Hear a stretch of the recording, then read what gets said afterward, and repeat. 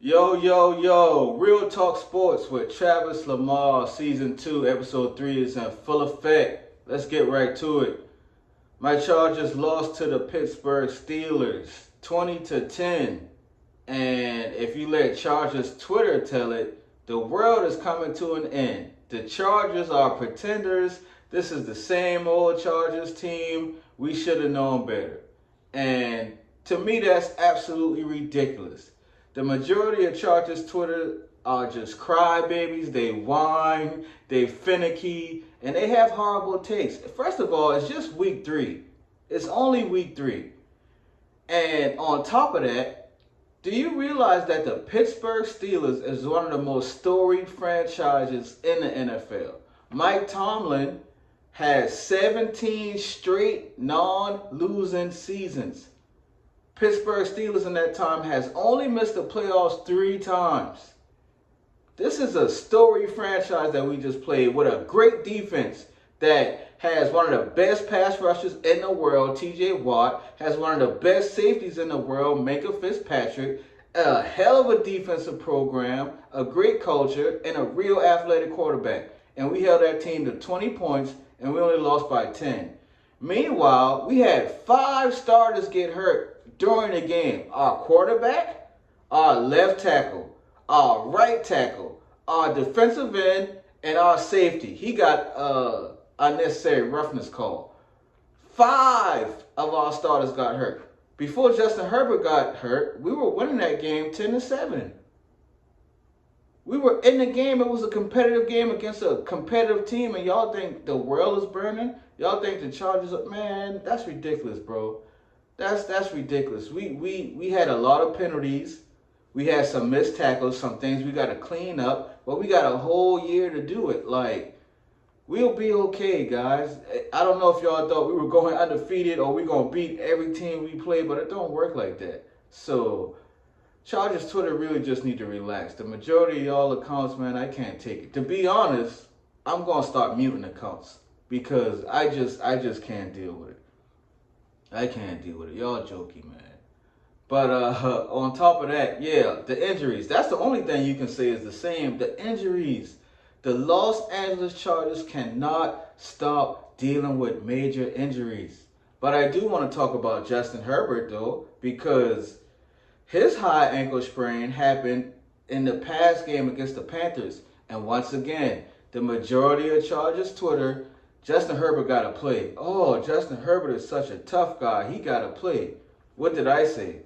I said, if the ankle is not 100% on Sunday during warm-ups, do not play Justin Herbert. Do not play Justin Herbert if the ankle is not damn near 100%. But we played him.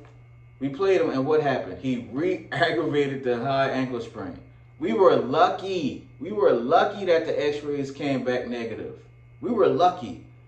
We lucky he didn't end up having to miss 4 weeks because of this. But hey, don't listen to me. I don't know nothing. I've only had 2 somewhat major injuries during my playing career. And one of them was a high ankle sprain.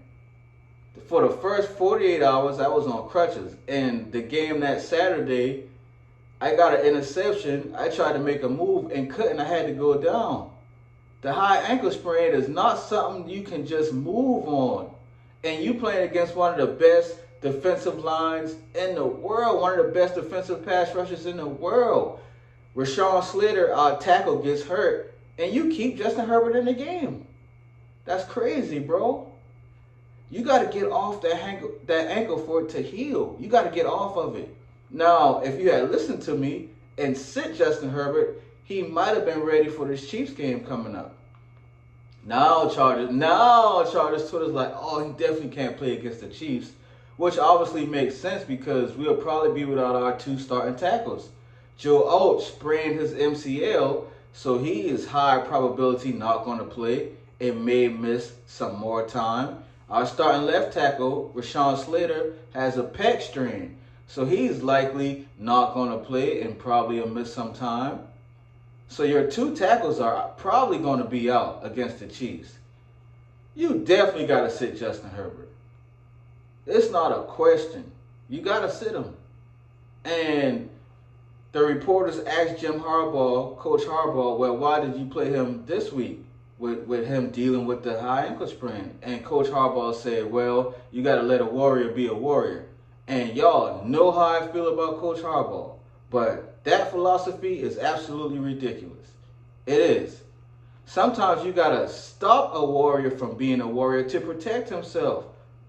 Because the athlete wants to play, bro. Like, you want to play regardless. You have to protect him.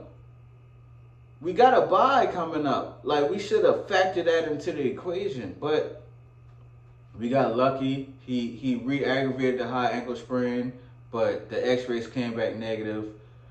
I don't think he'll play this week against the Chiefs without his 2 starting tackles.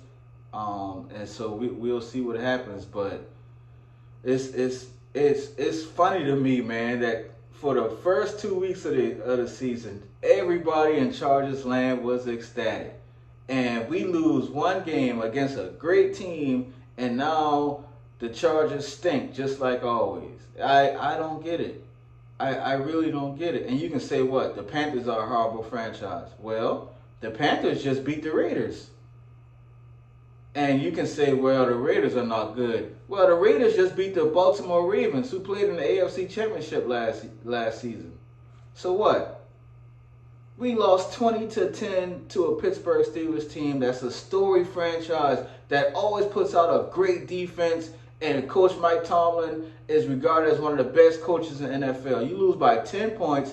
The score was tied. No, the score was 10-7. Chargers going into halftime. We were winning that game before we started dealing with all the injuries. We gave up the one big splash play, touchdown. That was horrible communication, bad tackling. One splash play. And we gave up the field goal because we had too many penalties. Things that you can clean up. That splash play, I don't believe Derwin James was in because he got ejected for the unnecessary roughness, which I love Derwin James. And a lot of Chargers Twitter don't see the problem, but it's a problem. Bro continues to get unnecessary roughness calls year after year. This is our all-pro, Pro Bowl captain. You got to clean it up. I love Derwin James, bro. I love our captain. But you got to clean that up, bro. He playing fast. He playing physical. He playing aggressive. Well, 95% of the league doing all those things without continuously getting flagged for it. So you got to figure it out. You got to be able to play fast, physical, and aggressive without leading with the crown of your helmet. It's just the rules that they put into place. I'm not saying I agree with them, but it's the rules. You got to play it because now we don't have you against the Chiefs. A division game. You're not playing. You're suspended. That's not great leadership, bro. You got to clean it up. I don't care how it happens, bro. I don't care. You can't. I saw the play over and over and over again. The first thing that hit that Pittsburgh Steelers player was the crown of your helmet. Clean it up, Derwin. We need you, bro. You are integral. You're a pivotal part of this defense. You're a leader. We can't have it. We can't have it. After we lost Joe Alt and Rashawn Slater in the Pittsburgh game, in the fourth quarter, we gave up 3 sacks that helped Pittsburgh close that game. That game was a coin toss on who would have won if everybody was healthy. And all the Chargers Twitter think the world coming to an end. I just don't agree with that. I'm going to start muting accounts, because I can't deal with it. But we'll see what happens next week. We're dealing with a lot of injuries right now with the bye week coming in week 5 for us.